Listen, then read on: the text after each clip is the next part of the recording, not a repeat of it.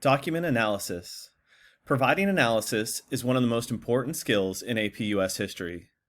We will be asked to provide analysis on short answer questions, long essay questions, and document-based questions. It's important for us to practice our analysis early in the school year so we're ready for when we start answering document-based questions. To provide a full analysis, we need to be able to describe the document, explain what caused the events or publishing of the document, and explain the effect of that event or that document. Documents that we analyze can be primary or secondary sources and range from speeches on the floor of Congress to journal entries to political cartoons. There are 4 areas to focus on to help us understand and analyze documents. The first area is historical context or historical situation.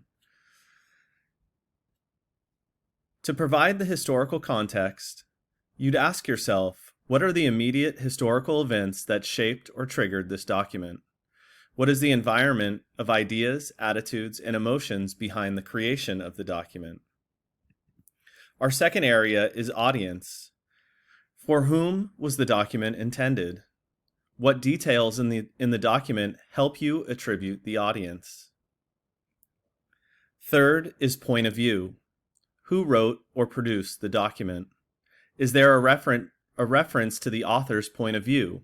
For example, his or her professional, racial, gender, or social background in the document byline? If not, can you infer it?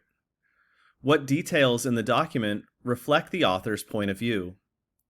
It's sometimes helpful to think about the author's attitude when looking at point of view.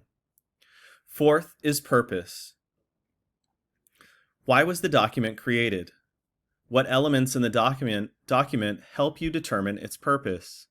How does the author's point of view shape the document's purpose? And how does the format of the document shape the document's purpose? Lastly is the why.